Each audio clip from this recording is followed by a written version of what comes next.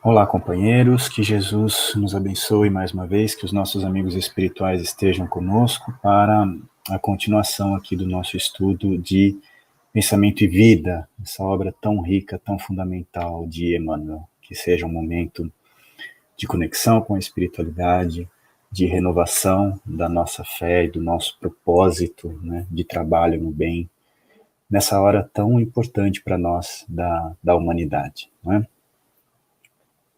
Nós vamos dar sequência, então, hoje a terceira semana, terceira ou quarta semana, agora já não me lembro mais, e que nós estamos no tema associação, mas vamos para um mês de qualquer forma, porque não vamos fechar hoje ainda.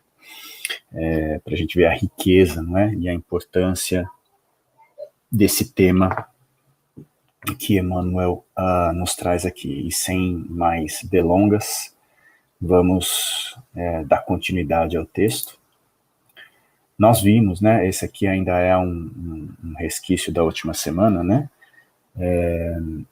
ou o último parágrafo da última semana, em que Emmanuel nos diz que em qualquer providência, em qualquer opinião, nós somos sempre a soma de muitos, né, expressamos milhares de criaturas, e milhares de criaturas nos expressam, ou seja, quando nós falamos na última semana sobre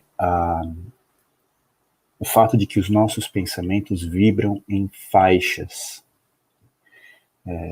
Se nós pudéssemos comparar, né, vamos imaginar que na nossa casa agora, nós temos passando por nós, ou na rua onde estivermos, uma série de ondas que a gente não consegue enxergar. Vamos pensar na onda do celular, na onda do rádio, na onda de um Wi-Fi, de algum prédio que esteja próximo, nas ondas de comunicação dos aviões, e assim por diante. Existe uma série de ondas. Se nós tivéssemos um aparelho próprio, ou se nós tivermos um aparelho próprio nessa hora, nós conseguimos nos sintonizar e captar estas ondas que estão passando por nós. Esse aparelho próprio nada mais é do que um celular, né, para quem está na rua ou em casa, um computador que capta as ondas do Wi-Fi, né, e consegue transformá-las nessa imagem e no som que está sendo compartilhado entre nós aqui agora. Então, esse é um exemplo concreto de como funcionam também os nossos pensamentos, com a diferença de que todos nós somos potenciais emissores e receptores de pensamentos o tempo todo. Onde quer que eu esteja, eu me encontro com o meu modem espiritual, né, com o meu receptor de Wi-Fi espiritual ligado o tempo todo, recebendo as ondas e emitindo ondas também, típicas do meu pensamento. E como é que essas ondas se juntam, se agregam, né?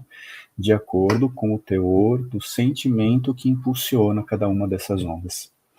Então, se eu estou tendo um pensamento de misericórdia, de fraternidade, nesse momento eu estou com a minha antena espiritual o tempo todo ligado com todos aqueles espíritos que estão emitindo um pensamento com esse mesmo teor, com este mesmo sentimento, né? Então, vamos pensar que nessa hora, o meu pensamento, ele alimenta a onda de todos, né, que sentem misericórdia, e é alimentado e é envolvido também pelos pensamentos de quem sente misericórdia. Então, isso foi o que nós conversamos na última semana, num resumo rapidinho. O que a gente vai ver hoje é o Emmanuel expandindo essa ideia, levando ela ainda mais adiante, tá? Vamos ver então. Só compartilhar aqui. Pronto. Então, o Emmanuel vai nos dizer o seguinte, que o desejo é a alavanca do nosso sentimento, gerando a energia que consumimos segundo a nossa vontade. Bom, o que quer dizer isso? Nós já estudamos, né, no começo da obra, mais uma vez, que nós temos um mecanismo na nossa composição espiritual que é a vontade, mas que fundamentalmente nós temos na nossa intimidade uma coisa que se chama desejo. Então, vamos ver se a gente consegue fazer um pequeno desenho aqui. Vamos imaginar que nós recebemos um impulso, né, que vem do exterior, que é essa flechinha. Pensemos que esse impulso, ele vai ser um estímulo que nós recebemos, tá? Pode ser uma visão, algo que vem da visão, algo que vem de qualquer dos sentidos, né? Imaginemos que a gente está observando uma flor. Isso é um estímulo que vem da natureza para cada um de nós e que vai penetrar na nossa intimidade por meio de algo muito, muito importante, que às vezes a gente não dá tanta importância, que é o interesse. Ou seja, enquanto nós estamos aqui conversando, nós podemos ter uma série de estímulos nos atingindo. A gente tem esse vídeo, a gente tem uma criança passando em casa, um parente passando próximo de nós em casa, tem um barulho que vem da rua, né? Se a gente estiver na rua, tem milhares de estímulos visuais e auditivos e sensoriais, mas nem tudo nos chama a atenção. Nós somente captamos aquilo que nós temos efetivo interesse, que é esse canal de entrada na nossa atmosfera psíquica, tá? Quando esse estímulo adentra na nossa intimidade, ele vai movimentar uma grande engrenagem, tá? Inicialmente, ele vai despertar em nós um pensamento, que é natural. Então eu posso olhar para essa flor e pensar, puxa, como ela é linda, né?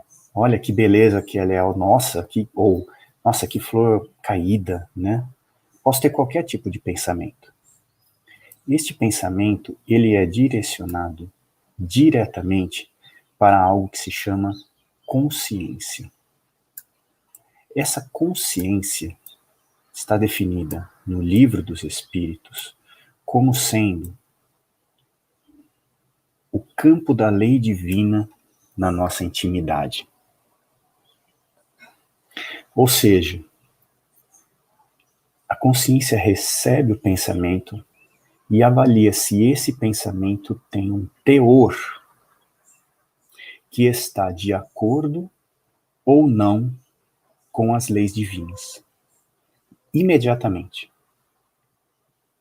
E a gente vai refletir essa consciência em uma percepção quase sensorial que a gente tem na hora, se a gente sente bem ou se a gente sente mal, se a gente sente um calafrio ou sente um calor gostoso, se a gente sente um medo ou se a gente sente estímulo, né? Se a gente sente um estímulo, por outro lado, físico, né, de uma ação sensorial, ou se a gente sente um envolvimento espiritual agradável, né, que alguns relatam como sendo um arrepio, né, uma sensação na pele, sobre a cabeça, alguns se sentem ficar grandes ou pequenos, né, mas este envolvimento fluídico. Tudo isso parte, a partir dessa avaliação, também da consciência. Agora, a pergunta que a gente pode se fazer é: por que o meu pensamento tem o teor que ele tem? Por que alguns têm esse pensamento de, nossa, que flor bela? E outros pensam, nossa, mas essa flor, hein, eu conheço outras mais bonitas. Porque este pensamento, ele é impulsionado por construções anteriores nossas, que ficam retidas na nossa memória espiritual. A memória espiritual, ela vai indicar o registro de tudo aquilo que nós fazemos e já fizemos.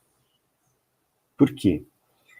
Depois de passar pela consciência, vai gerar uma ação por meio do livre-arbítrio, não é? Ou seja, nós vamos decidir se nós vamos ouvir a consciência ou não, e isso vai sair do campo da minha intimidade para ir para o mundo como uma ação.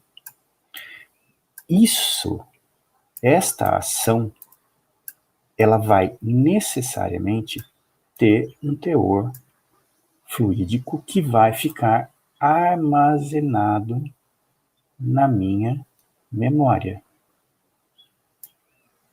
A minha memória vai armazenar as minhas ações, os meus pensamentos, né? Tudo fica aqui guardado como um grande registro, como um grande arquivo do ser espiritual que nós somos. Não é à toa que muitos que têm experiências de quase morte relatam, né, que no momento em que a gente se desdobra do corpo para o desencarno, né, passa como que um filme da nossa vida pela nossa tela mental. Muitos fazem esse relato. O que é esse filme, se não esses registros aqui de memória, né, que estão armazenados na nossa intimidade, o fruto de tudo aquilo que nós fizemos. Essa memória, portanto, ela vai destacar na nossa intimidade algo que se chama o desejo. O que é o desejo? É aquilo que eu aprecio, é aquilo que eu gosto. As minhas vivências, elas vão gerando no meu ser uma experiência, uma vivência constante, eu me torno muito bom em alguma coisa, que pode ser boa, pode ser agradável, ou pode ser desagradável, do ponto de vista da lei divina inserida na consciência. Pode ser proveitosa para o universo ou pode não ser proveitosa. Isso vai depender de como a minha consciência age sobre o livre-arbítrio. Este ponto aqui, né, ele é fundamental. Quando, no meu poder de decisão do livre-arbítrio, eu decido seguir as orientações da minha consciência ou não para emitir uma ação. E aí a gente pode tranquilamente pensar o seguinte, dizer, poxa, Renato, mas é muito difícil, porque isso aqui é um circuito fechado, né? Como é que eu vou sair... e aliás, antes de dizer isso, né? O que é importante? Que essa memória, ela é aqui que vai se refletir também o sentimento. Porque essas energias ficam armazenadas no nosso ser espiritual por meio de vibrações que vão se acumulando e vão se transformar no sentimento posteriormente, né? Então, voltando, né? Como é que a gente sai desse círculo fechado em que as coisas parecem que meio que se retroalimentam aqui? Porque vem o pensamento já vem carregado da memória de algo que eu gosto, passa pela consciência, mas a consciência é só um filtro, né?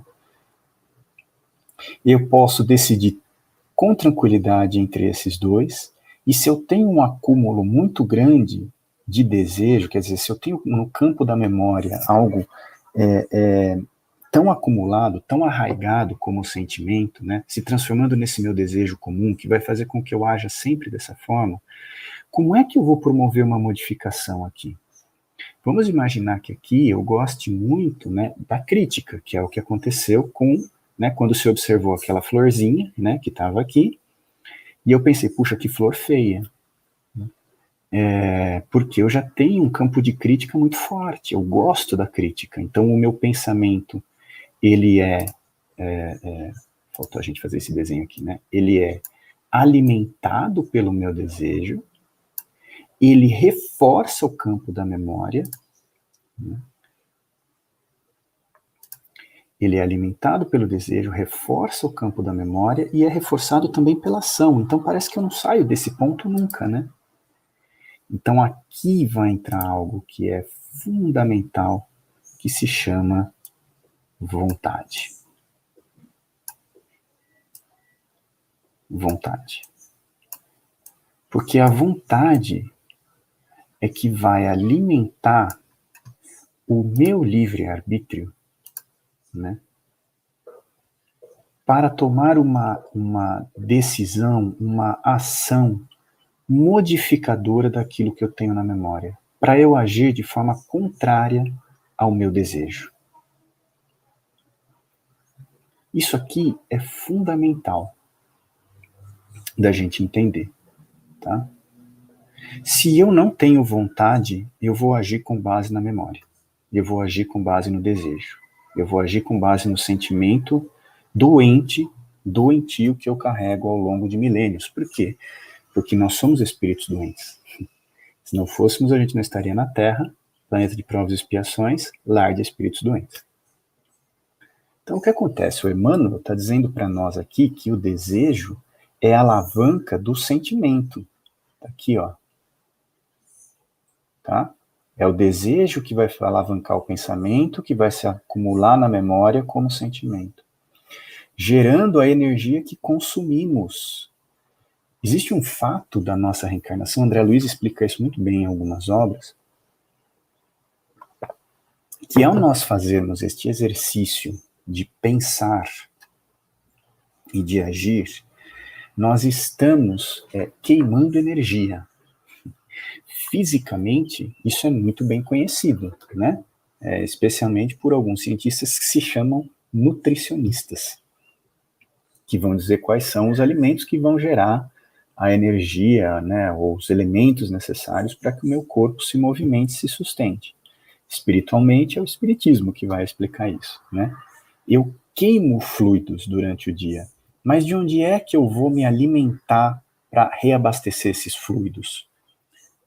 Dos sentimentos, porque o Emmanuel acabou de explicar para nós que quando eu penso, eu não fico apenas no campo da minha intimidade, mas eu crio desculpem o rabisco aqui, gente, mas é só para ficar claro, né? Eu crio uma sintonia com outros espíritos que têm o mesmo pensamento que eu, que tem um pensamento e, portanto, um sentimento igual ao meu. E aqui acontece esse fenômeno de que eu emito energias, emito vibrações para ele e ele emite para mim.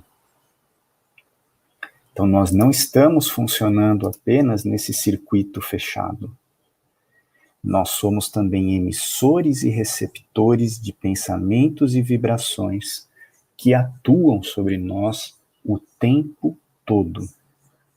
Nós nos alimentamos do que temos no íntimo e nos alimentamos do que outros espíritos emitem, de acordo com a nossa vontade. Se a nossa vontade for firme, a gente vai se alimentar de boas coisas. Se a nossa vontade for fraca, nós vamos nos alimentar daquilo que compõe, né, o nosso pensamento arquétipo, nosso pensamento típico. Com esse desenho a gente espera ter explicado de uma maneira mais clara possível, né? Por isso a gente tentou fazer um desenho para tentar ser claro, ou pelo menos uma figura aqui. Se não tiver sido, por favor, enviem aí os comentários através dos nossos canais aí. Vamos em frente. Agora aqui vai entrar a parte mais dolorida. Portanto, quando nós nos detemos nos defeitos e faltas dos outros, ou seja, vamos voltar um aqui. Quando o meu pensamento ele está focado nos defeitos e faltas de outras pessoas, o que está acontecendo? Eu estou emitindo uma ação sem uma vontade, né? Quer dizer, eu tenho um pensamento, eu alimento ele, eu não combato esse pensamento. Eu vejo a florzinha doente, eu critico, eu falo, nossa, que feia, que horrível, que não sei o quê. Não combato essa ideia, alimento-a, ou seja, a vontade não age, o livre-arbítrio impulsiona uma ação, e, portanto, eu estou aqui trazendo mais sentimento de crítica, mais ligação com espíritos críticos. Olha o que o Emmanuel vai nos dizer aqui, então. Vamos lá. Esse slide aqui, pronto. Então, quando nós nos destemos dos defeitos e faltas dos outros, o espelho da nossa mente reflete-os de imediato, como que absorvendo as imagens deprimentes de que se constituem. Aí a gente vai falar, puxa, eu me torno cada vez mais crítico. É um pouco pior. Pondo-se nossa imaginação a digerir essa espécie de alimento, que mais tarde se incorpora aos tecidos sutis de nossa alma. Com o decurso do tempo, nossa alma não raro passa a exprimir pelo seu veículo de manifestação o que assimilara, quer pelo corpo carnal, quer pelo corpo espiritual. O que quer dizer isso? Quer dizer que a gente vai ficar doente? Quer dizer que a gente vai ter doenças físicas? Quer dizer que a gente vai ter doenças espirituais por causa de um pensamento de baixa densidade? Também. No momento em que se fala, né, de tanta saúde do corpo, né, e de remédios, e de curas, e de vacinas, e de todas as coisas que são importantes para o corpo, de fato, nós estamos deixando escapar que um pensamento equilibrado no bem, ele gera ondas de harmonia na nossa intimidade. Ou seja, um espírito que pense no bem, que age no bem, tem vibrações, tem pensamentos, tem registros de memória que começam a se afinizar ao bem, cria um equilíbrio fluídico maior, fortalece o seu sistema imunológico, fortalece a sua intimidade e evita muitas doenças. Que bom, Renato, quer dizer que eu nunca mais vou ficar doente? Não, não quer dizer isso. Por quê? Porque nós ainda temos registros de memórias muito antigos e muito consolidados na nossa intimidade. Né? Nós ainda somos fruto muito arraigado, ou raiz, planta muito arraigada no passado daquilo que nós construímos. Mas, sem dúvida, se a gente quer construir um algo melhor, hoje e para o amanhã, esse é o caminho de conquistar maior harmonia espiritual. É por isso que os espíritos nos dizem que nos planetas avançados não há dor, não há aflições físicas, há provas, mas não há aflições físicas, é porque os espíritos já estão num grau de harmonização do seu conteúdo fluídico, energético, superior em relação a nós outros. Não é? Muito bem. Mas o que mais que acontece? É por esta razão que geralmente os sensores do procedimento alheio acabam praticando as mesmas ações que condenam no próximo. Porquanto interessados em descer as minúcias do mal, absorvem-lhe inconscientemente as emanações, surpreendendo-se um dia dominados pelas forças que o representam. Gente, que coisa séria isso para nós. Ou seja, nesse canal aqui que nós desenhamos, se o meu pensamento está olhando, né, a minha ação, vamos pegar aqui a canetinha, se a minha ação ela está olhando aqui para o outro, isso quer dizer que o meu pensamento está no outro, mas está em que no outro? No seu mal. O que quer dizer que este mal está me alimentando, está se tornando em mim, para a gente ser mais preciso aqui, um estímulo. Porque eu estou observando ele com constância. Então, não só estou criando